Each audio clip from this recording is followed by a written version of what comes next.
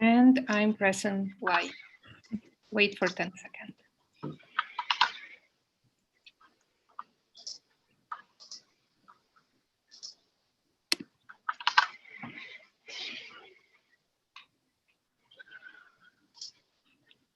We're live.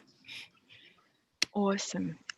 Okay, guys. Hello, everyone. I hope everybody is doing well. Welcome to our live webinar. So fingers crossed that everything's going to be okay about the challenge. And this is Paula J speaking. And yeah, official welcome. And absolutely, thanks so much for the introductory conversation, because I know where you are from. And that will be, by the way, my standard question: where are you guys from? Because we are always interested uh, where you are actually clicking from. So we could see Texas, Kosovo, we could see India, Singapore, Netherlands, Belgium, and someone France, Lithuania. So that's awesome. Yeah, so bring it on. Yeah, thanks for the comment about the rocket raccoon. Anyway, so our webinar, it's called 6 Crucial Windows Security Skills for 2021. And 2020 is crazy, but basically we totally understand, and it just means that we should prepare for even better for 2021. And who else? What else? Who knows really what else going to happen in this world? And as we already mentioned, that webinar it's happening live, so it's going to be crazy and it's going to be very intense. Well, hopefully the webinar system won't crash or anything, but we can see that there is lots of you joining also from planet Earth. Good. I wonder if there is someone from some other planet then. But anyway, please make sure, of course, to say hi. As always, warm welcome on our CQURE Academy webinars.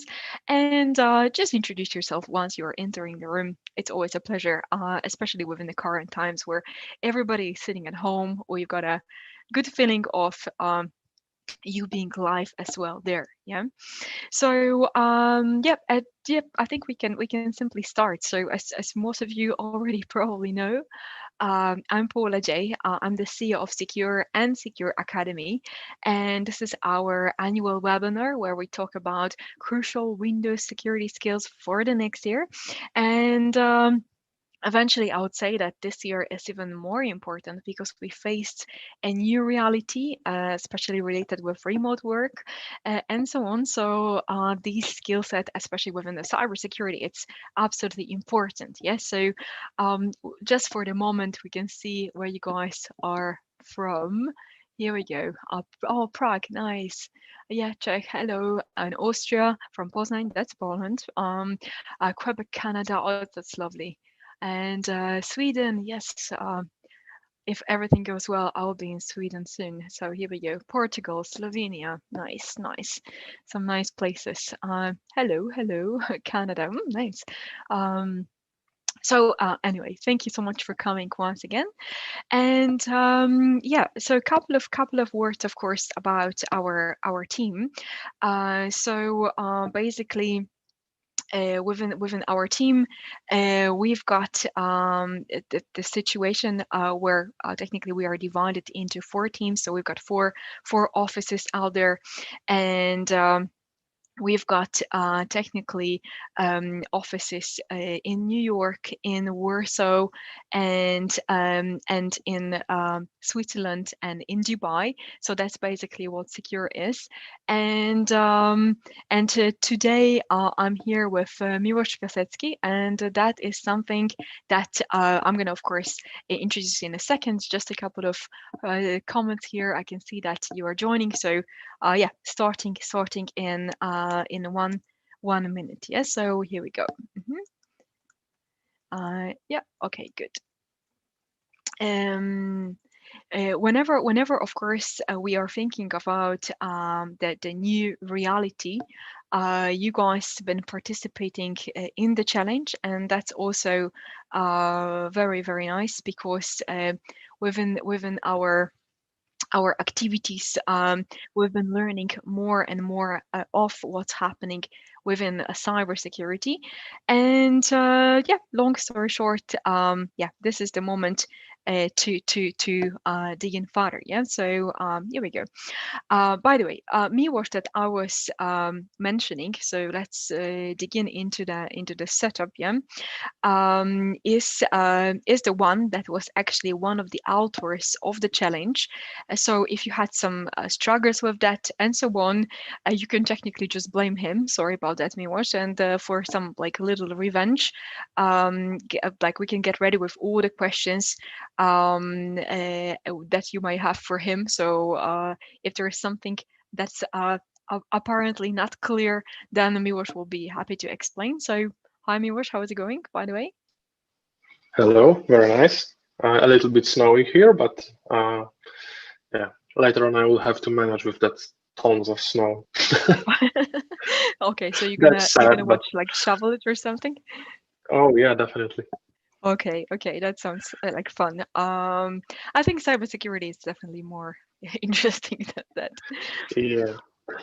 Okay, cool. So, yeah, welcome, of course, to our live event, and I hope that you guys are as excited as we are, because as we already mentioned, we're going to be your hosts, and it's a very special live event and a special kind of after party finishing 5-day challenge. Hopefully, most of you participated in it, and I hope that at the same time you guys actually felt a little bit like walking in a hawker's shoes, and I hope that you had fun, and I also hope that it helped you to learn how to grow your new skills. But remember, it's just a warm up before upcoming cyber threats.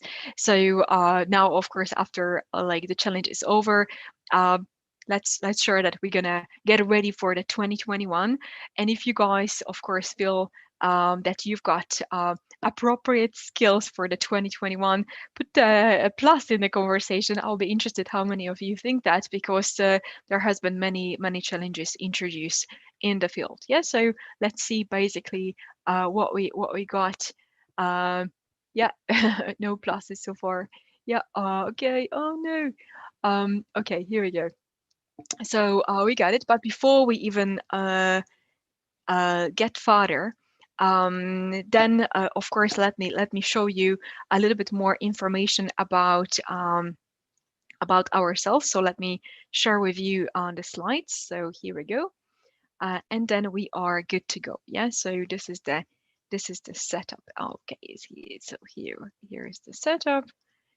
Mm-hmm. Yeah. Oh, that's interesting. Looks like I get some technical case with the Zoom, but anyway, let's see what we got. Okay, now it's better. Yep, and perfect. So we can share it. Yeah, so you guys can see it. So long story short, from the perspective of the 2 days host, that's Miłosz, of course, and that's myself, and we are happy to present you our webinar. So what does CQURE do? Couple of comments in here.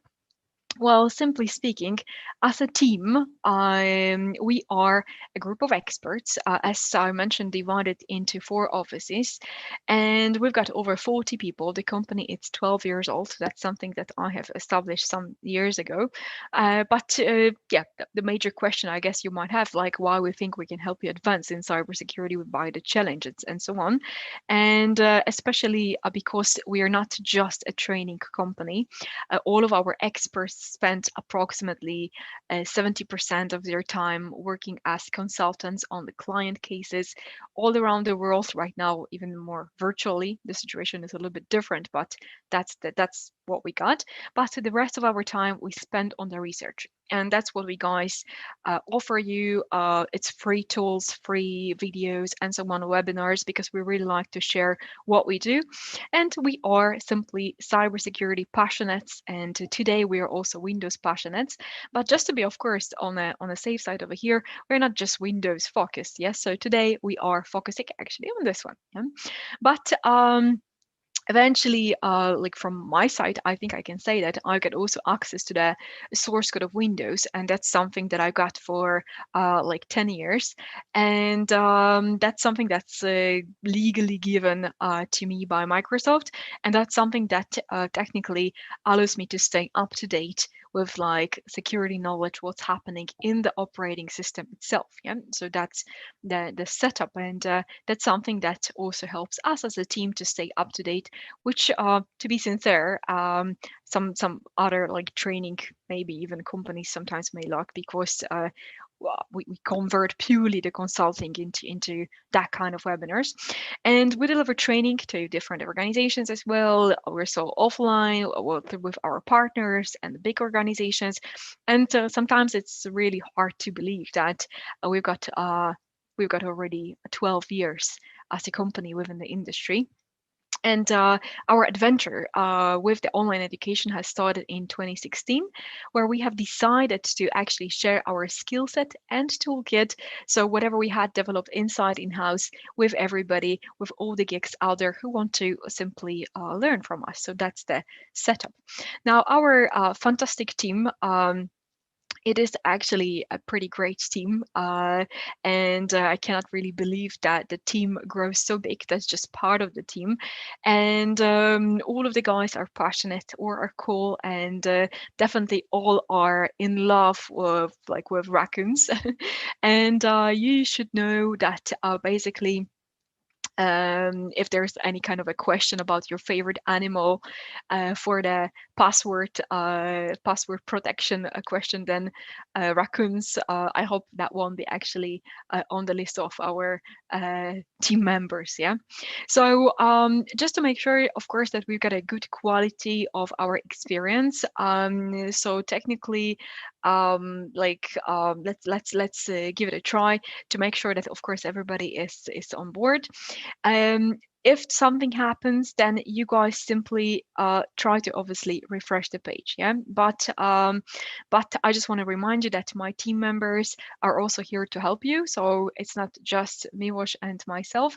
There's also a team in the back making sure that everything is hosted well. Yeah, so that's the setup. I like your password, by the way, Rocket Raccoon and so on. Okay, here we go. But if, of course, you guys have some problems with connection, just make sure that you're going to follow these steps that are on the screen. Yeah, so you can drop an email to info@cqureacademy.com, or just go to Facebook. But I think email will be simplest, because we are monitoring all of the different aliases over there. So yeah, let's get immediately to the content. What can you expect today? Yeah, so that's quite an important factor over here. So you guys can expect a couple of things. First of all, going to the point, like, be sure, of course, that secrets will be revealed and questions answered, because it is actually a webinar covering the challenge and also introducing the new toolkit. In a minute, Miłosz will show you solutions and explanations to the challenge tasks, and make sure that you guys are going to pay attention and write your questions down. And there will be also a place to ask them at the end of our meeting. And maybe there are like some smart geeks that are sure about the task solutions. I don't know.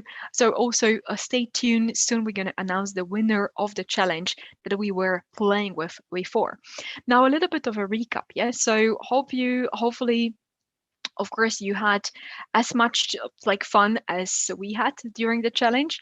I was pretty much amazed how many of you just picked the challenge, and eventually the tasks that we got, and I promise that you won't regret it. Even if the tasks seem difficult at the first glance, it's going to be a good learning curve. And we've got actually over 2,300 of you challengers who sign up for the CQURE 5-day challenge. In total, actually, you submitted 2,065 answers. Yeah, so that was the setup, and the 35, and that's actually quite fun, is the number of like smart brains who submitted the correct answers to all challenge questions. So congratulations to you. It's not much, right? But eventually that's what it is. So yeah, I think that now, without the further additionals, I'm gonna give a stage to Miłosz. But yeah, that would be great, of course, to dig into a little bit of a summary before we get, Miłosz, to your presentation. What kind of stuff you're going to be talking about? So let's dig into this one. Okay, so we will be talking about the 5 challenges you were solving, you were challenging during the recent few days. The challenges basically were various, were not necessarily related with each other. They were about few topics. And in a minute we will begin. The purpose of the challenges was either to show you some interesting features of Windows, some built-in features related to security or some other things. And especially the last two, in my opinion, are the most important, because the last two are designed to show you some tricky persistence techniques which attacker may use. And later on we will cover why is it so important to pay attention to such possibilities and to actually get the knowledge what could happen if someone gets to your system. So that really can be nasty, and the purpose of the challenge was to show that. So go strictly to the challenges. I will share my screen now. Hope it will work. Okay. Screen is shared. So the first challenge. What was the first challenge? The first challenge, instructions to the first challenge were for you to simply run this file as administrator, and then instructions said that this executable applied some protection to LSA, Local Security Authority process. And then your task was to bypass the security measure without rebooting the system. And actually, we will not just repeat that challenge here. This is total full disclosure. From the beginning, we will deeply look into how that works and why is it important. So first of all, why we are protecting LSAs. Let's jump into CMD, and on this window, I am local administrator of that PC. So going to Mimikatz, suppose you all know that. It's like the, I think, most renowned cybersecurity or hacking tool in the world. And let's see what Mimikatz is capable of. We will check the privilege. Of course, it's by default enabled.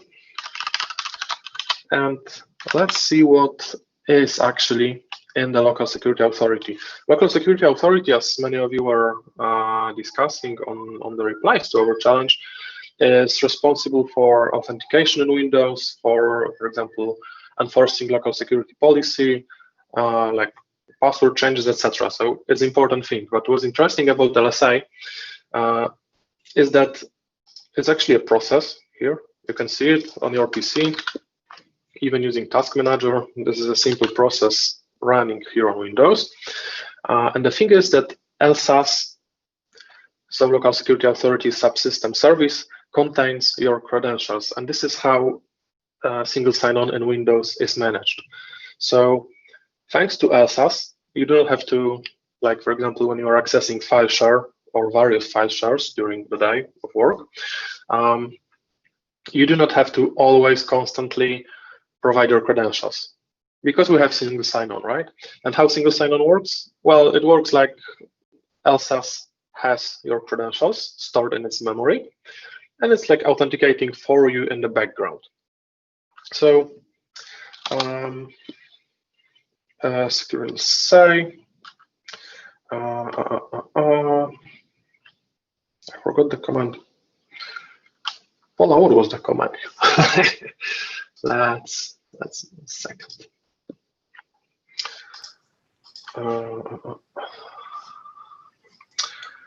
So this is frequently the. You need to grab the passwords, yeah? CQURE Logon passwords. Yeah. Logon passwords, yeah. I had a stroke, sorry. Done it like 100 times. Logon passwords. This is always funny. Yeah. Okay, and to the beginning, we will see my password in clear text. Please do not use it. I have the same one on my banking account. Yeah, here it is. Our user, current user, CQURE password. This is standard user, right? We are also signed in as an admin. And if we would scroll a little bit up, we also should see, I already see the hash of the admin. Would it be available in clear text? Not necessarily, but we have the hash. And as you may know, in Windows, if you have the file hash, you are able to impersonate that identity. You're able to perform pass the hash attack. Also, later on, pass the ticket attack. So if you have that one, you actually have admin identity. And LSAS, there's one LSAS on the system, right? And if, for example, that would be my PC, and help desk would log into my PC or some administrator to help me, then LSAS on that PC will store that credentials. When you are using RDP, you have the session open like this one, and you simply disconnect it with that X here. Then your hash is there. Yeah, like Paula says, NTLM is just MD4 with little Indian encoding, and you can just pass it and you are admin. Voila.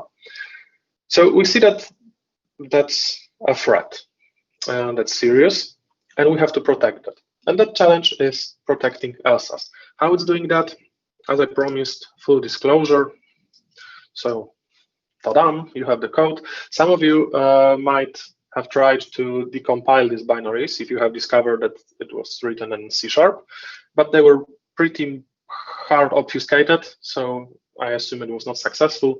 Let's quickly see what this binary is doing and actually complete the challenge. First of all, we are checking here if it's run as an admin. That was the requirement. I just wanted to catch your mistakes. So if you would not run it as administrator, it will complain. Then we are setting registry key on local machine Hive. So this is just a method for that. And let's go to mine. And as I said, it's checking if invoked executed as admin.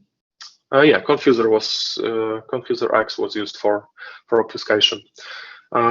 Open source tool, but yeah, pretty hard to deobfuscate. But on the other hand, during the red teaming or penetration testing, it's not the best choice because currently in most of antivirus solutions, engines are detecting apps obfuscated with confuser X as malicious. So nice tool to play with, but in reality, not that useful, thankfully. You have to work a little bit more to obfuscate the code. So it's checking if it's admin, and if it's run as admin, it's setting one registry key. HKLM, system, current control set, control LSA, run as PPL, and value 1. So what is PPL? This is protected process light. And this is actually important part because on some of the answers, I saw that you are saying that credential guard was enabled here. And actually, that's not true. What we are enabling here is we are running LSAS as protected process. So right now, if I would open Task Manager as administrator with our crazy hard password, and if we would go to LSAS, we can perform dump of its memory. Right-click, create dump file, and actually with that famous hacking tool, Task Manager, we create a dump of LSA containing all our credentials. Then you can take it, use Mimikatz offline on your system, analyze it, and grab my credentials from there. So what's the purpose of credential guard and protected process? The purpose is to protect the memory of LSAS, like the address space in RAM memory, which belongs to LSAS. And how we are doing it is actually very, very different in these two methods. Credential guard is creating something which is called virtual secure mode. It's like, in general, it's like you would be storing your secrets on other virtual machine or running on Windows hypervisor. And you have two processes then, LSAS and LSA ISO, which stands for isolated. And then your secrets are stored in a separate container, virtualized thing, totally separate from your system. And with credential guard enabled, it is totally impossible for the attacker to get access to that memory. Only LSAS can communicate with LSA ISO using special dedicated interface. So it's very, very difficult for the attacker. Also, credential guard can be enabled with UEFI log and additional settings preventing from simply disabling it. So it's great. But sometimes you cannot run credential guard, or you do not want to run credential guard because it consumes a little performance. It may affect your performance. And if you, for example, have a lot of virtual machines or virtual machines running on virtual hypervisors, you do not want to add another layer of virtualization, then you might use protected process light, which is actually the thing we're using here. The thing about PPL is that it's a little bit simpler to disable, and that was your task. Yeah, nice comment on chat. If not using PPL, EDR software such as Pen Cortex will protect it. Yes. EDR software can protect it. There's actually a few solutions that can protect it, but this one is built-in. But please remember, credential guard is much better when it comes to security. Protected process light also can be done efficiently, but you have to apply another security measures to avoid the thing we will be doing in a second. So as stated on instructions, running this as admin password, yeah, challenge prepared, computer must be restarted. Okay, so restart it. And quickly after the machine is restarted, should be fast, it's virtual machine on my on my server here, we will try to dump Elsa's memory. Signing in as ordinary user, but we will elevate to admin. Of course, here we are assuming that the attacker has already gained local admin credentials or identity, because playing with Elsa's memory requires local admin privilege. So like the second step of the attack. First one is local privilege escalation, and then we have further exploitation, lateral movement, which is actually, in case of Windows, in most cases, stealing credentials from Elsa's and then using them to authenticate to other machine. So let's try once again. Run Task Manager as administrator. Of course, you could use any other tool like Process Explorer, Process Hacker, Proc Dump, etc. to make that dump. It really doesn't matter. So, yeah, that's true. If you restart, you lose all the stored credentials, but the purpose of the restart was to actually apply the settings, because as you can see on the challenge here, we are setting a registry key. And if you would quickly look at the Microsoft documentation reference for protected process light, it is necessary to reboot it. So the challenge app was setting the registry for you, then you rebooted it. And after the reboot, if we try to dump LSA, it's not possible. Access is denied because this process is protected. So how to bypass it? As mentioned in the tips in our on our challenge, it's possible to complete with Mimikatz, and actually Mimikatz can do it without reboot. So let's quickly jump to Mimikatz again.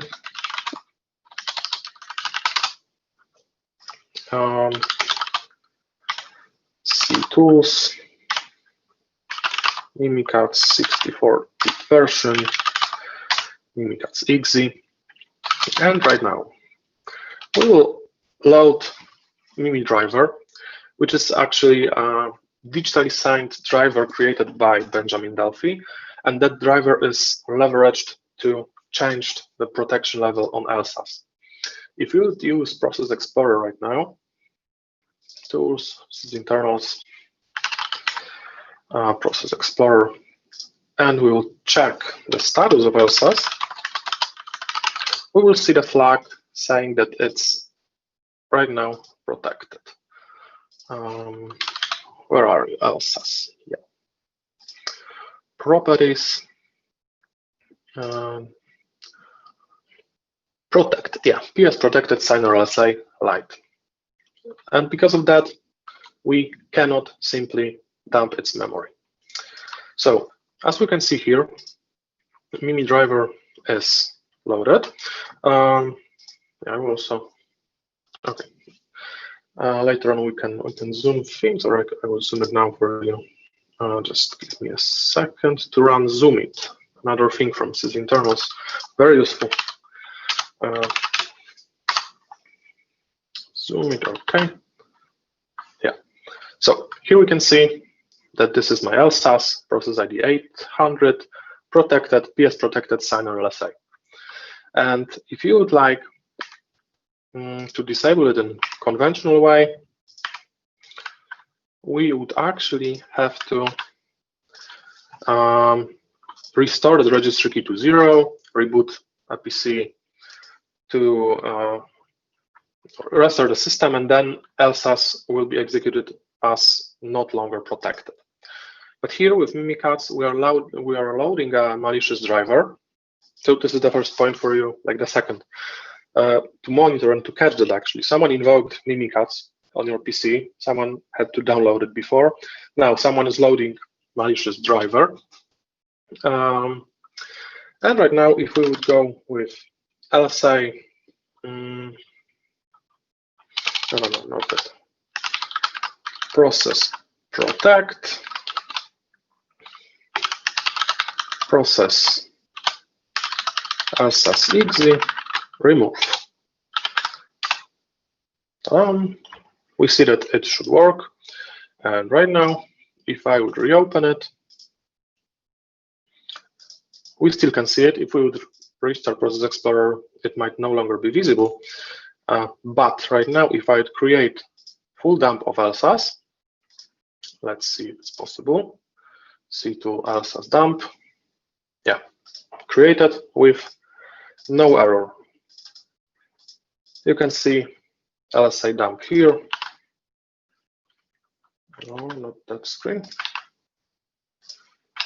Yeah, LSAS dump is always about 50 megabytes, created successfully. So this is actually a solution, Mimikatz. But for the curious people, there was also a second solution and a second weakness of protected process line. If you would be an attacker and if you would like to bypass that, protected process has one weakness coming from its design. Because what protected process is doing, it's protecting memory of that process, and then access even for administrator or system is prevented. But, and you can of course leverage Mimi driver to turn it off. But if you would manage to elevate your malicious process to the protected status, another protected process can access memory of another protected process. So that was like the second way, much more complicated, but possible. Just something interesting for you. Mimikatz was fine answer, and most of you actually completed the challenge. Okay, so that was the first one. Yeah, I'm glad that you liked it and you had fun with the challenges. That was main purpose, to have a lot of fun. Okay, CQ challenge 2. The second one was not that much about hacking. The second one was about UAC virtualization. So right now we have app, and in instructions, it was set firstly to run it as administrator. So let's do it. Oh, wrong password. Interesting. Okay, we have simple app with simple user interface, save user data, one button, and we see that user information has successfully been written to C program files, CQ challenge data. C program files, CQ challenge data, and we have current user, date, and our security identifier. And why it was possible? Because we executed this app as admin. So admin has right permissions to C program files, CQ challenge, and it's working fine. Right now, if I would close that application, run it again, CQ challenge 2, again as standard user, so as our domain account CQURE here, save user data, you do not have access. Well, we do not have access because standard user cannot simply write to C program files 64 or 32 bits. Doesn't matter, but we do not have write privilege as standard user, and that's necessary because a standard user cannot have the possibility to alter the data and program files. That would be terrible from the security perspective. So there's a feature in Windows allowing you to manage it, and that feature is called UAC virtualization, file system and registry virtualization, and it's basically useful if you have it's the most useful if you have legacy applications, because as someone also stated in the reply for the challenge, nowadays it's maybe not that useful if you have all up-to-date new applications. But if you have something legacy, which users have to use, and for some reason this app wants to write something on a directory or in the registry in the area which is right now not available for the user, then you have a problem. Yes, Mateusz, video will be available. Then you have a problem because, well, you cannot just give users local admin privilege to use some legacy application because it wants to write something somewhere. Yeah, 32 bits only apps, this is the requirement, right? So what you can do, you can go to, again, our task manager. You can find your CQ challenge, and you can see that UAC virtualization is disabled. If I would enable it, UAC virtualization, yes, enabled. Now it's possible. And as you can see here, app is saying that user information has successfully been written to C program files x86 blah blah blah, but it's actually not true. Why it's not true and why application is thinking it's true? Because that's how UAC virtualization is working. It's working in a way that it's redirecting the app to write instead to program files to your user profile. If we would dig to our app data, this file would be saved in our app data of the current user, right? And application thinks everything is fine. It has written to C program files, but we can go to C program files, our challenge, and you can see that nothing was written here since previous invocation. So this is the feature, and the challenge was simply the challenge here really was to know the functionality, know the feature, and know how to use it. If you couldn't enable it here, or if you wanted to do it in another way, there's also another way, of course, because now you might ask me, okay, so should I instruct my users to each time they want to use the legacy application to run it, go to task manager, right click, and enable UAC virtualization? No, there is a registry key responsible for that, and also someone stated in the reply. I'm pasting it to the comment right now. This is the registry key you could use. This is a string,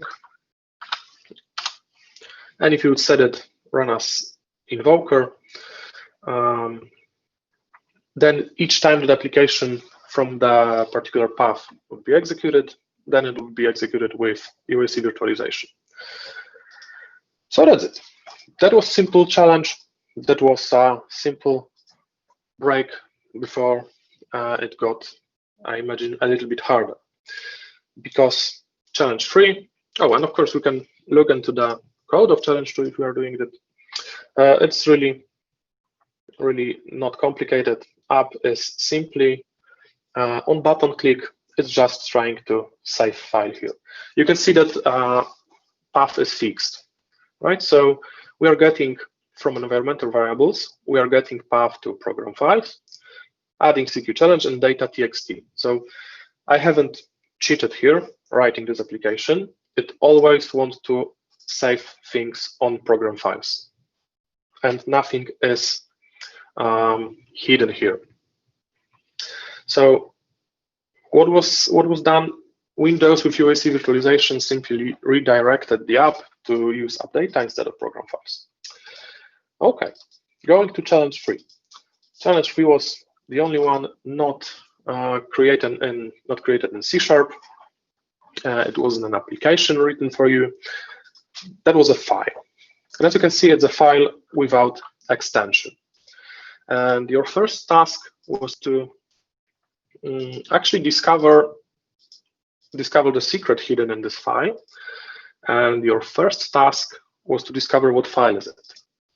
So one of the options, which was not covered in tips, we had a PowerShell script which you could use, and use simply PowerShell command-let to see file signature of it. But if you would be dealing anytime with a malware or anything you would like to investigate a little bit further, you can use hex editor to open any file and to see what's really there. And okay, let us use again zoom it because it's really small. This is internals, zoom it. Yeah, agree. Live zoom was 4. Okay. Control 4.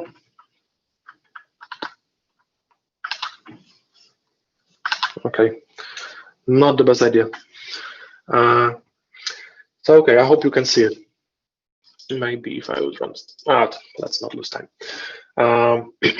As someone is suggesting on the chat, if you would look for the first bits here.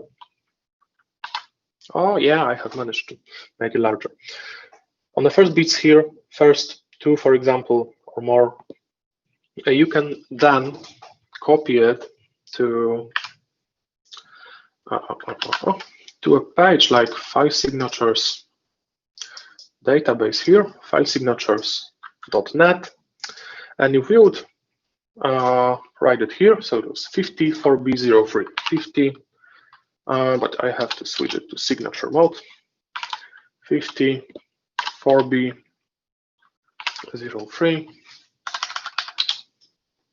and already autocomplete is suggesting 04. If we would submit it, we are seeing possible extensions of that file. And in case of malware, if you are analyzing malware or any file you are not sure what it actually is, you can use file signature to do it. So we are running any hex editor to view hex values here. You are taking the first ones, or sometimes the last bytes, that's bits, bytes, whatever, times 8 more times bits than bytes. First ones or the last ones. In that case, last ones were 0, so not very useful.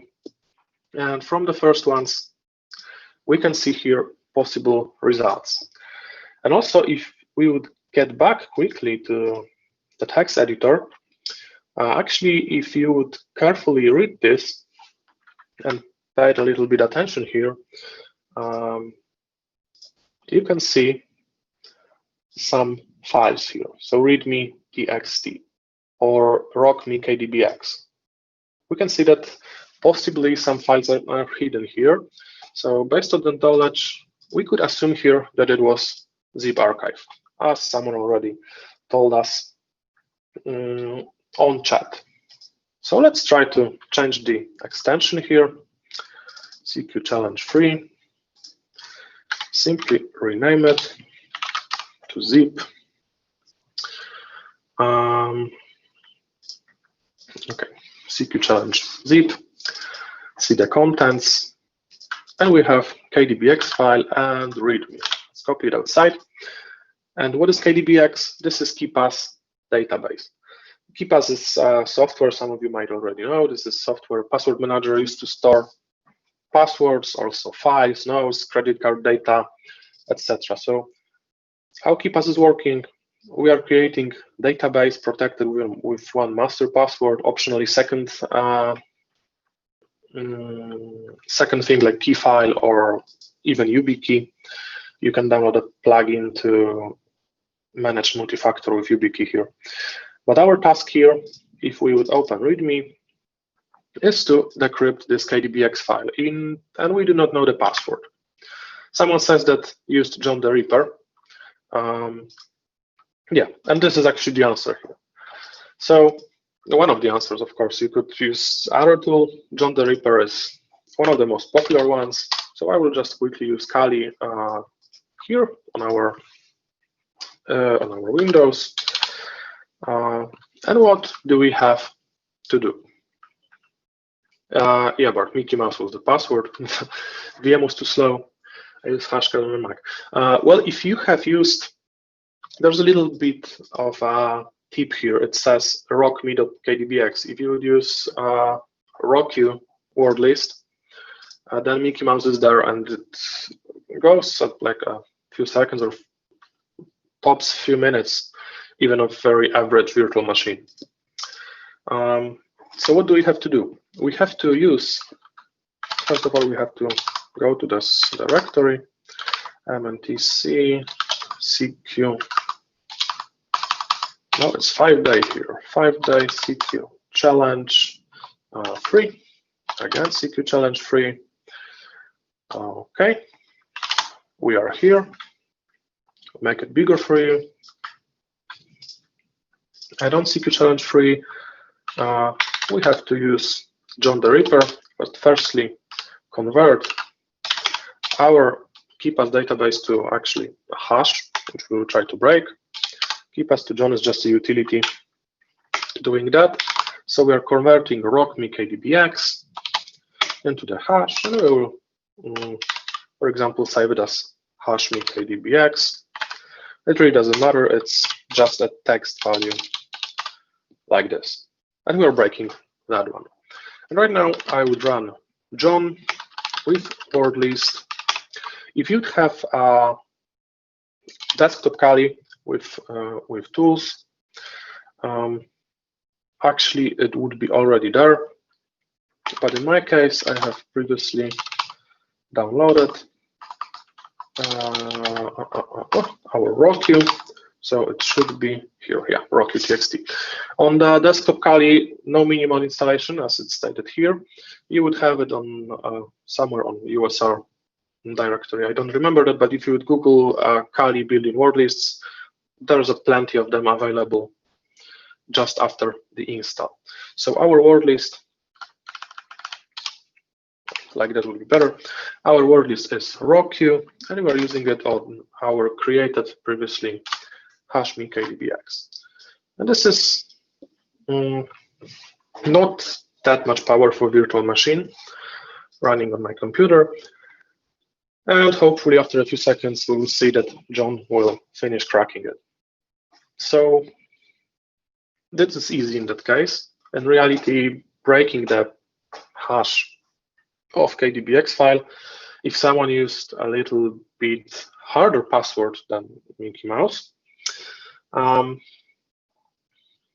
it would be a little bit longer. So yeah, someone is saying that 2 seconds with RockU. Maybe you had a more powerful machine than me. Okay, complete. So John, show. What's wrong? John show hashme. Okay. He didn't know what to show.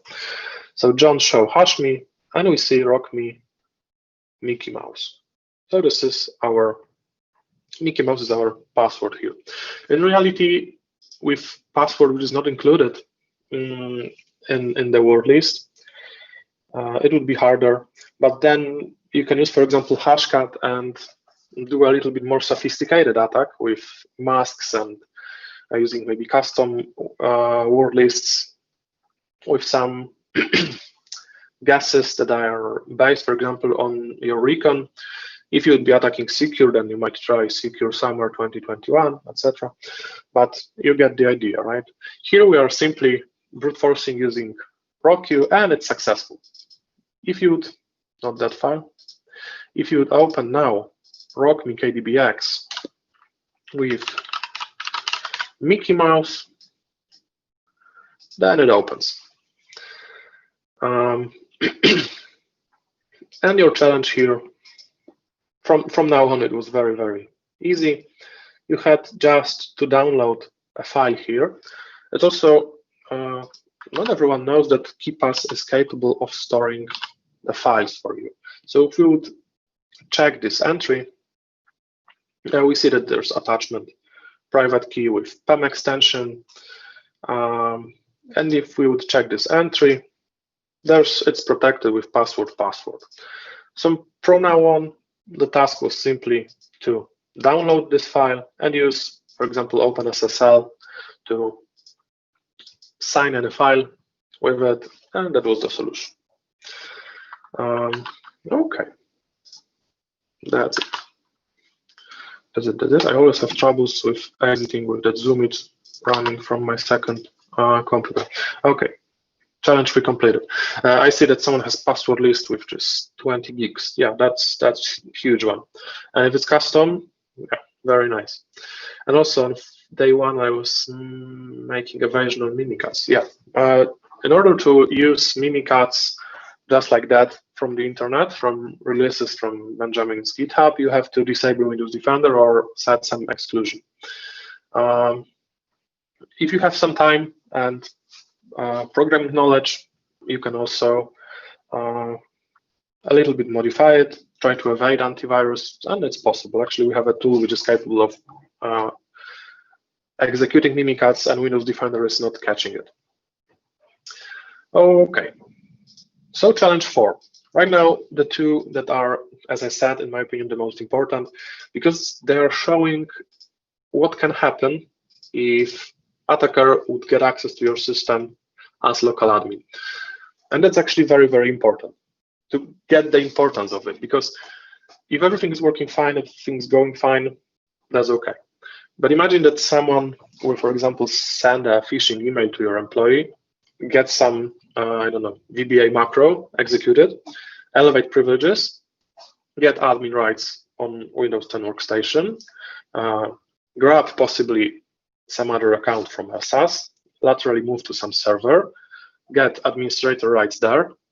And if someone had local admin rights on any of your server, or worst case scenario on domain controller, then literally everything could happen. We will see here two examples. One will involve registry keys, which will be invoking our executable after logon or locking workstation, unlocking it. And the second one will involve services.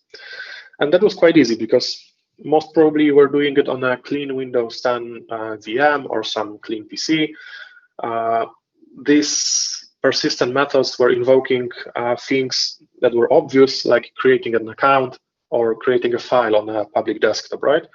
So you just could run procmon and see, set filter to write file, see what's executable is writing a file. You found executable, then find, for example, registry keys, or run procmon before running the challenge and see what registry keys were changed, or run sysmon before and see what was changed.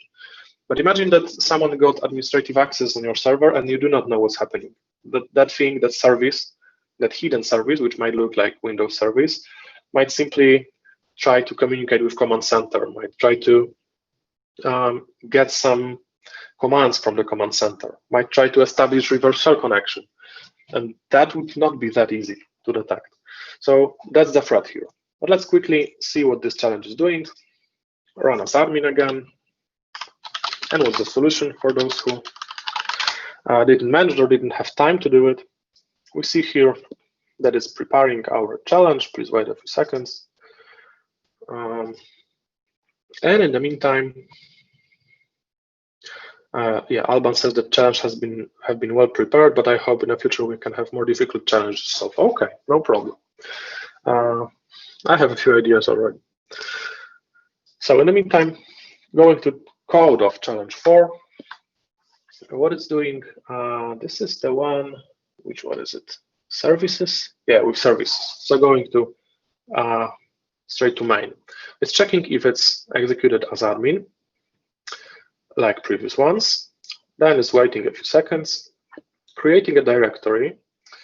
If we would go to the local variable here, show it to me. Okay, somewhere up here.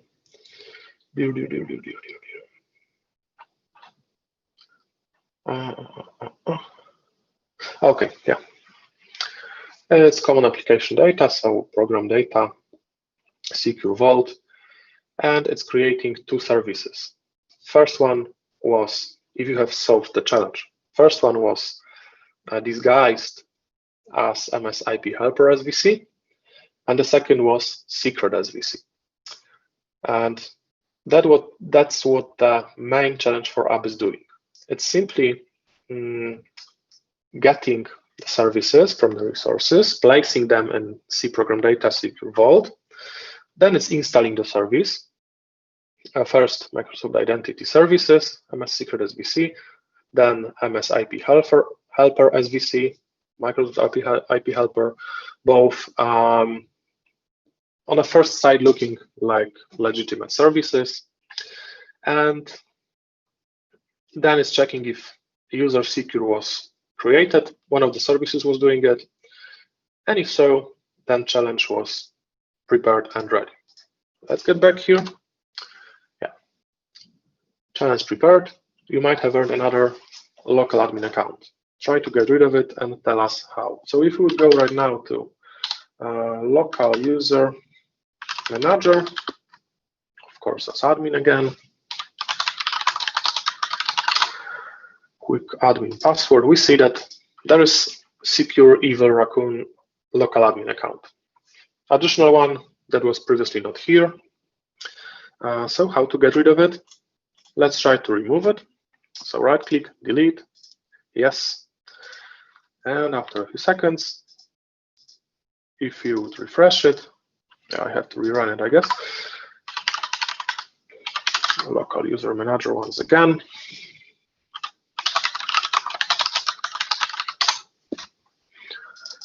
It's still here. And what was mysterious about this challenge? Interesting thing was that there were two services actually. So the first service was, what was it doing? Let's quickly jump to main again. Come on. A lot of, oh no, it's not mine here because it's a service. So here on elapsed time. Each 3 seconds, as we can see, we are setting timer here. Each 3000 milliseconds, so 3 seconds, this service is checking if user CQURE exists. If not exist, it creates another local account, CQURE password, Evil Raccoon, and its local administrator. This method was written to create a new local admin account. And then it's checking if MS IP Helper SVC exists. So that was the service performing action, creating another admin account. And then it was checking if the second one existed. If not, if you would kill MS IP Helper SVC, then this one after 3 seconds will start it. If you would, for example, stop it. If you would delete it, it will install it once again. So that was the second service installing our MS IP Helper. And what MS IP Helper was doing, let's switch to the second one. That one was watching another one. So we had 2 services watching each other. MS IP Helper, which was fixed name, and the second one, which was any of that names defined here on our string array. So that was the second one. And the task of this one was simply to watch another. So they were both watching each other, and if you would delete one of them, then it will be recreated. The solution here was to either suspend them, and suspending the processes will make that account not appear again, but suspending them and removing the services would really do the job, or removing the executables itself. This challenge was not like communicating with the internet and downloading them again. If you would delete our services files from program data, it would stop. So yeah, 2 executables here. That was one solution. Suspend processes, delete the files, you would get rid of it. The second one was simply to execute CMD as admin and stop the services and delete them, but 2 at once. So you had to discover what services are causing that, and you had to stop them. And quickly jumping to the 5th challenge, which is also about persistence. So CQ challenge 5. Sorry about my dog, if you can hear it, someone came apparently. CQ challenge was also persistence. So let's maybe quickly look at the code. The code here was simple. What we are doing here, checking if it's admin, and then set 3 registry keys. For those of you who managed to solve it, this is the answer. Silent process exit is the method we are using on logon UI. So this is quite a tricky and convenient method for the attacker. What we are doing here with that 3 registry keys, there's actually it's even described on Mitre matrix. I will paste it on chat. This is actually the technique we're using here. So what's it doing? Each time that when logon UI would exit, our process will be executed as a system, right? So it's, as you can see here, image file execution option. But on image file execution option, instead of using a well-known and famous debugger, which will run our process instead of logon UI, we are setting a global flag 512, and then we are using silent process exit to invoke it after a process is killed. And when logon UI is killed, well, it's invoked when you are signing in, or even if you are unlocking workstation, then it exits. And if it exits with our current settings here, our monitor process invokes, so our challenge. Let's quickly see it in action. Run as admin, password, yeah, challenge prepared, please log workstation. So let's try to do it. Lock and unlock, and we see a file saying try to stop me. And these are examples. And please remember that these examples might be hard and tricky on the first sight, but compared to real life attack, they were really, really easy. First of all, because you had clear action here, you knew what to monitor, you had the executable, and you could, for example, set up sysmon, process monitor, run it, and see what registry keys were used. But if that would be a real live attack, you might not have this one. You might not have visible action, and it would be much more difficult to find it out. Okay, so that's all about challenges. Again, I hope you enjoyed them. I see that challenge 5 was good. Yeah, it was tricky. I have noted that you want challenges to be more difficult. Very, very good idea. And also, I see that Confuser X and Packer. Yeah, the software exists to deobfuscate Confuser X. Manually, it's terrible, but I know that there are tools which are capable of deobfuscating it. Okay, so are there any other questions regarding the challenges so far?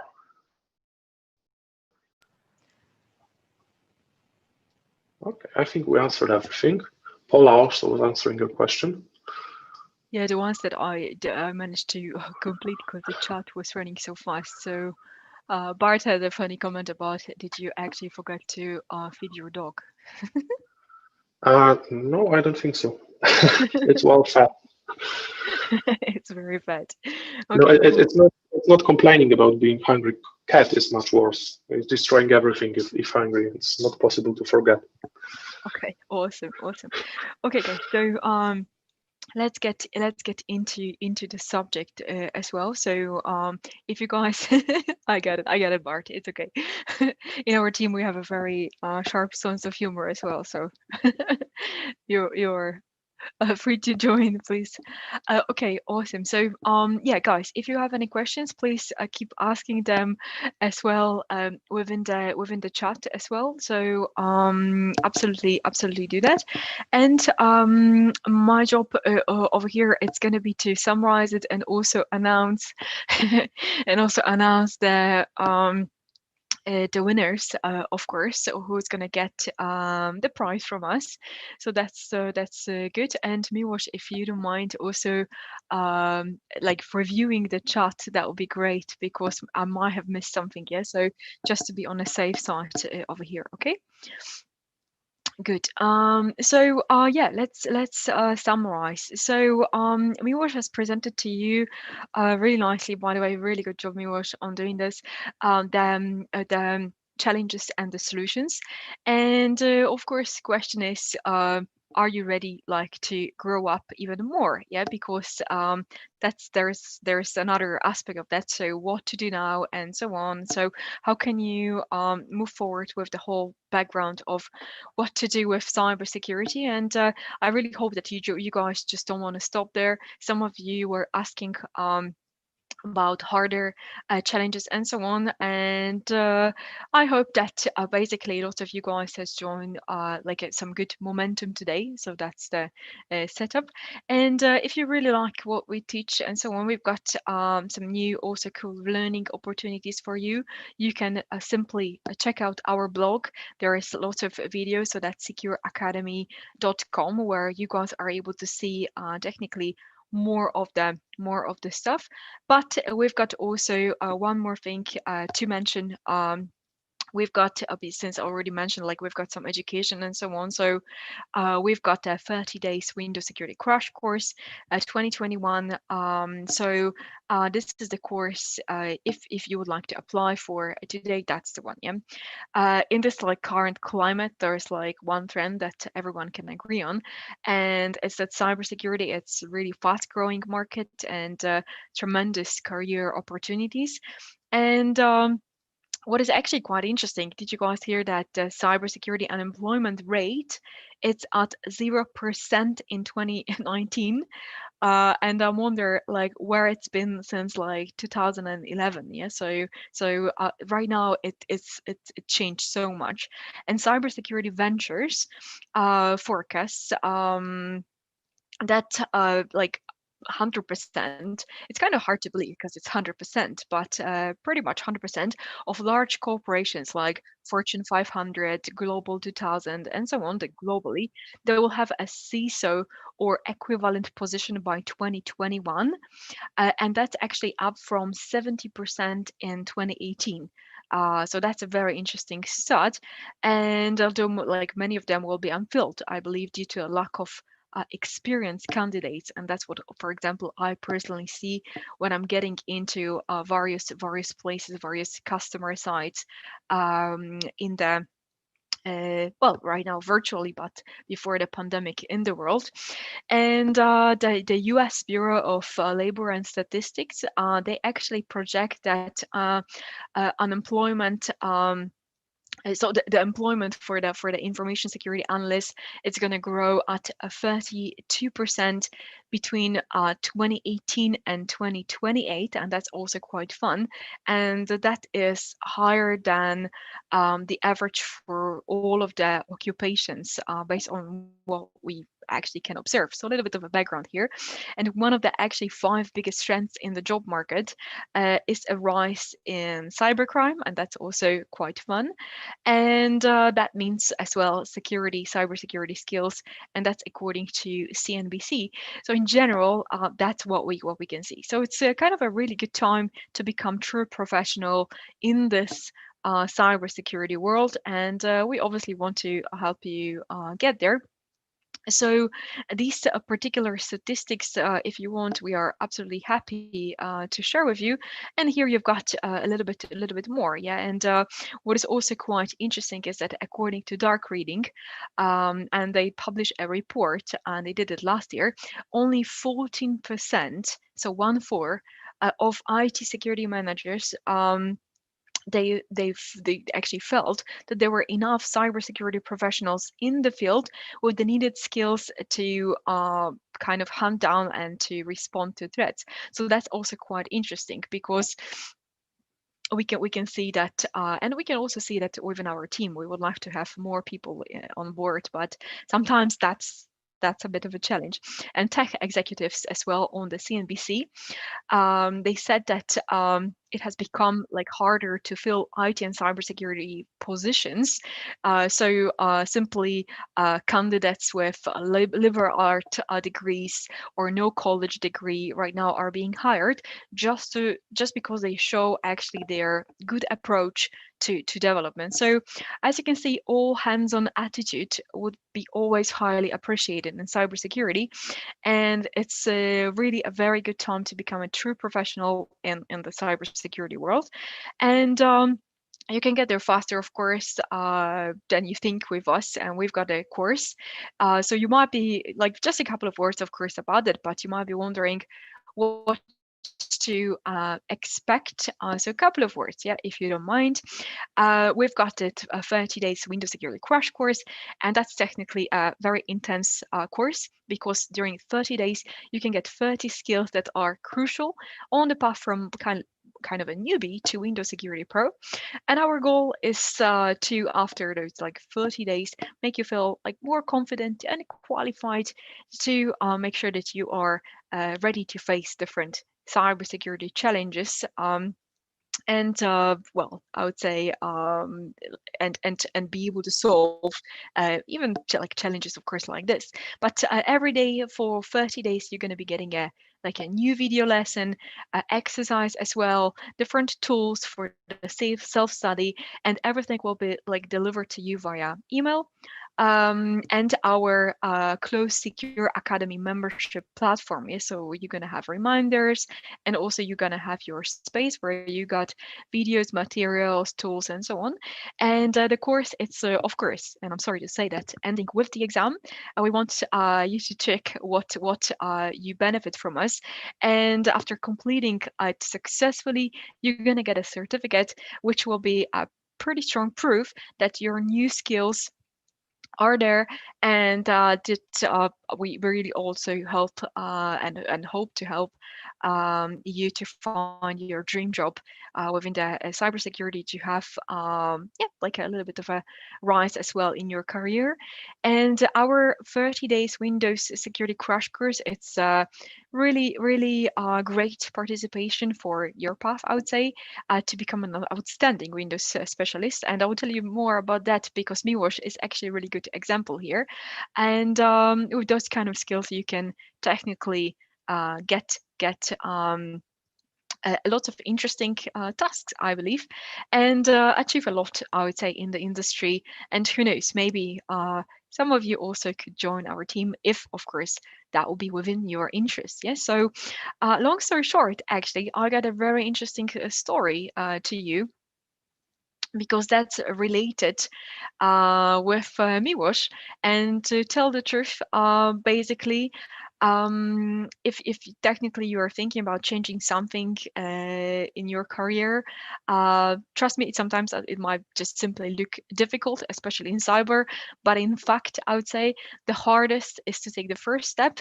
And since Miłosz, you were presenting all the 5 challenges and you were responsible for the preparation, maybe you can tell us a little bit about that. So I'm always, by the way, very proud of Miłosz. I'm very excited, because Miłosz did an amazing journey from a newbie, so to say, to a pro. So Miłosz, well, how was it with you in our team?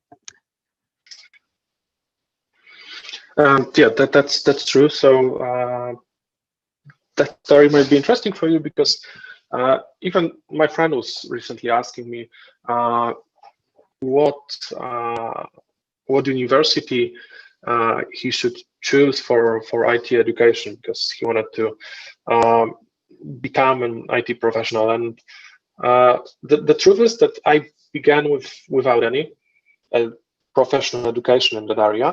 I'm like, the most of thing I know, I just learned myself. So I'm a self-taught person, and that's exactly what I said. That man who was asking me what university should he choose, and don't get me wrong, getting the degree and learning in a university is great, absolutely great. And if you're doing it, wonderful. If you think about doing it, also great.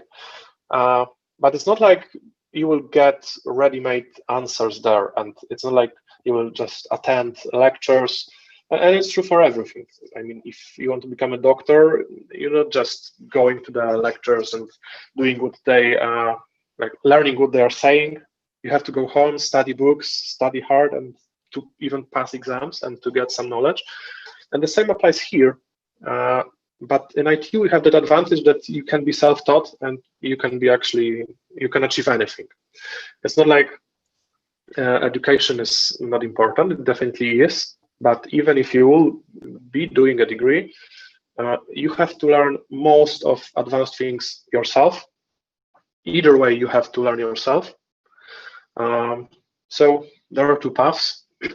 Each of them is great, and definitely if you want to become a professional, just begin yourself, read the books, do the things. Actually, learning by doing is the most effective in my opinion. So if you will learn something, do it immediately, try to break it, troubleshoot. The more you fail, the better.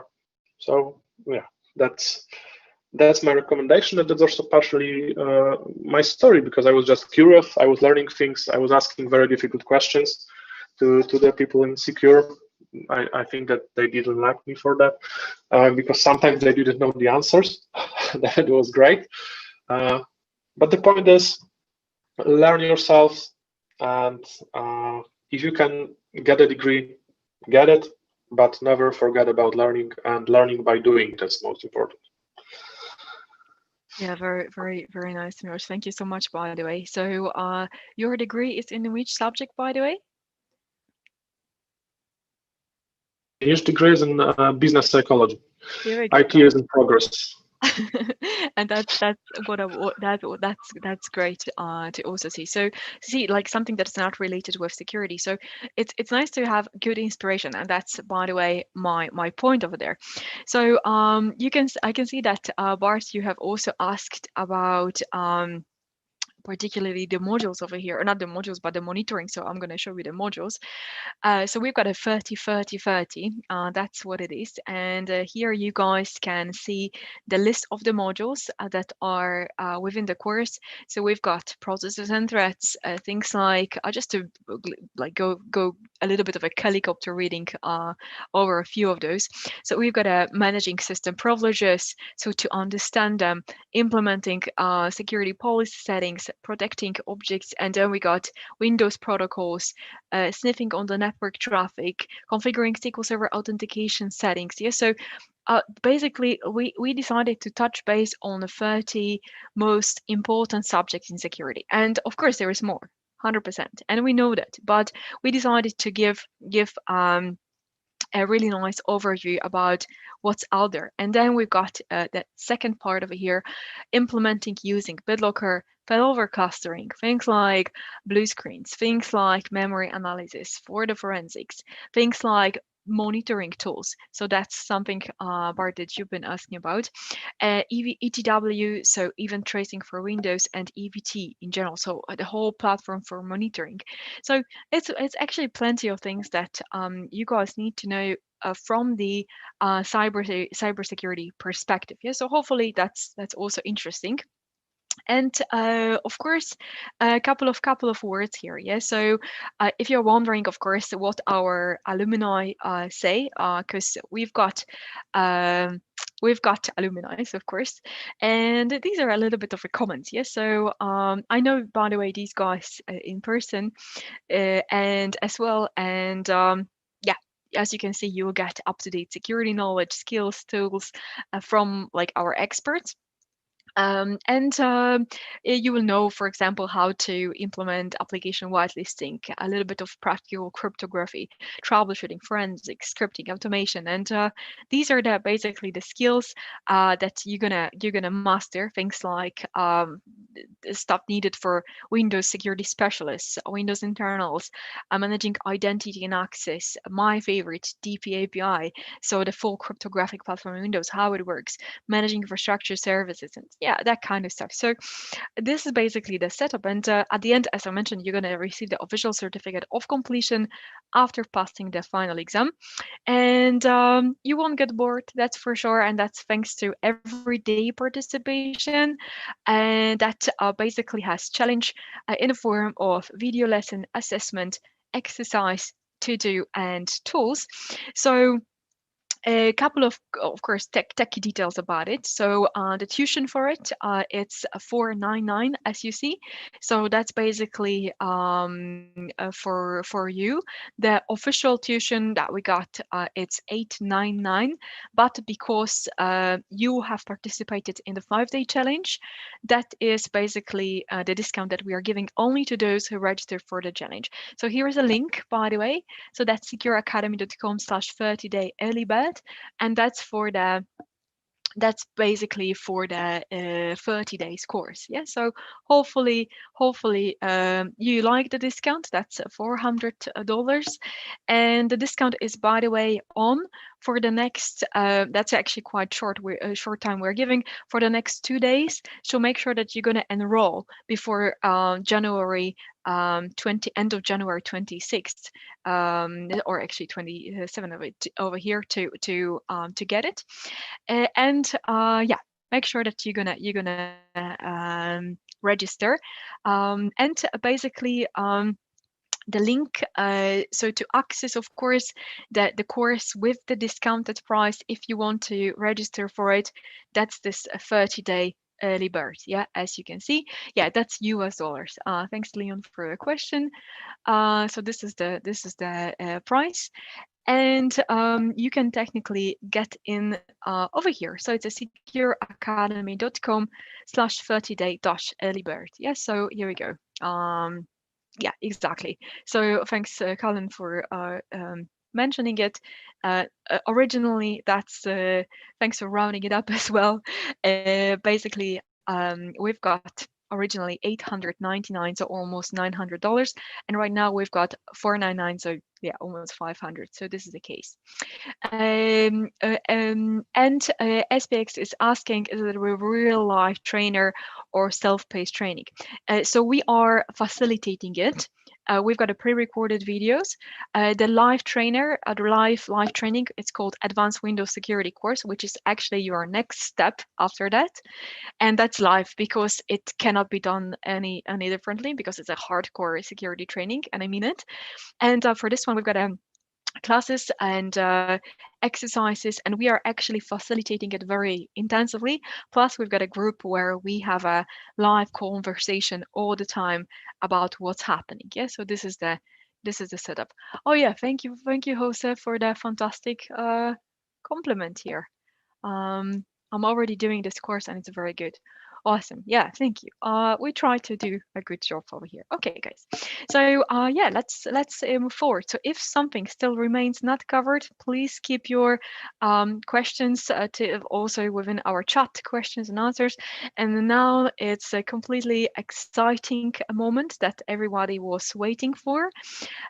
So you might be wondering who actually became a winner of a challenge. Yeah. And the winners of the challenge basically are these guys in here. Bring it up. So we've got student A, we've got Valdas. Cool, congratulations, by the way. And we've got Zeus. Yeah, so these are the these are the 3 winners of our challenge, and a couple of course comments about it. In fact, we've got like three of those, as you can see. And what it means is it means that you are the fastest geeks to give correct answer, because time matters and the correct answer matters, and the quality of the answers were also verified by us and mainly by Miłosz and totally approved. So congrats to you. Whoop whoop whoop. And that's why I guess Waldas, you've got the raccoon picture in your in your icon. Means something. Here we go. And question is, of course, what we got to you. You got access to our 30-day course absolutely for free, and absolutely my sincere greetings to you if you of course hear us now. So we can see that Valdas, you're there. But student A and Zeus, if you're there, please, of course, share some comment. Was it difficult? Was it hard? Was it fun? So absolutely tell us this. We want to know. We love to hear that kind of comments. And additionally, for the rest of our perfectly correct challengers that we got, we have special certificates. So you're gonna have actually a proof that you rock. So as I mentioned, we're gonna be also sending you certificates but for those who didn't win, well, guys, we also got all the good news. You're totally all heroes, and in fact, you decided to challenge yourself for 5 days within the cybersecurity hardcore, and basically, that is also the proof that you've decided to step into cybersecurity. So it's already great. Yeah. So hopefully. Awesome. So hopefully, yeah, you are satisfied with our challenges. So thanks, Bart. That's funny. Okay, so we've got yeah, time for questions and answer. And yep. So you guys take the stage. Thank you so much. You guys take the stage, and we will need to just dig into your comments with Miłosz. So, Miłosz, any questions so far? Something more to be answered as well? Actually, one thing, I see the comment that if the speed matters, my dyslexia will make it impossible to be a winner. And actually not true, because what was the most important here was, as Paula said, the quality of the answers. So first of all, we take into account who answered the questions correctly, who submitted answers for all the questions. And then from that group of people, we have evaluated each answer and we have chosen the best ones. So this is the most important, the quality of your answer, and if it includes detailed description of, in this example, of what happened, why it's useful, or why it's useful for the attacker, how to prevent it, how to monitor it, this all matters most in such challenges. So explanation, technical explanation with details, and that's what's winning, not only speed. So no worries if you cannot write fast. Awesome. Thank you so much, Miłosz, by the way. So we've got comments that we need more challenges. I saw it. So totally. Absolutely happy to hear to create more challenges like this. And as Miłosz mentioned, he already has a couple of ideas, so that's awesome, and I hope that that was a time that was well spent. And yeah, thank you so much for your participation. And I'll remind you, of course, about our challenge, which is actually the 30 days. Hesitate to check in for the discount. So that's the 30-day early bird to lock it for yourself. So that's the setup. And we absolutely hope to see you as well in our 30 days Windows Security Crash Course. Check out our blog and also stay with us for new tools, new researches. And there's actually one research that's on the way, which we're going to be submitting as well on our blog. So it's actually yeah, lots of work that we put in it. So yeah, it's coming. So make sure that, of course, you guys gonna stay tuned for this one. And yeah, what else can I say? Thank you so much for the lovely chat, for the participation, your time. Definitely time for food, Roland.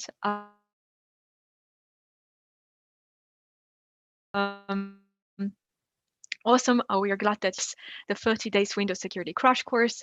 And yeah, good luck and stay secure. Yeah, so stay secure, stay healthy. And I hope that we will also have an opportunity to see each other live, maybe on some conferences and so on. But why not starting now with our course? Awesome. Thank you so much, guys. Yeah, take care. Bye. Thank you. Bye.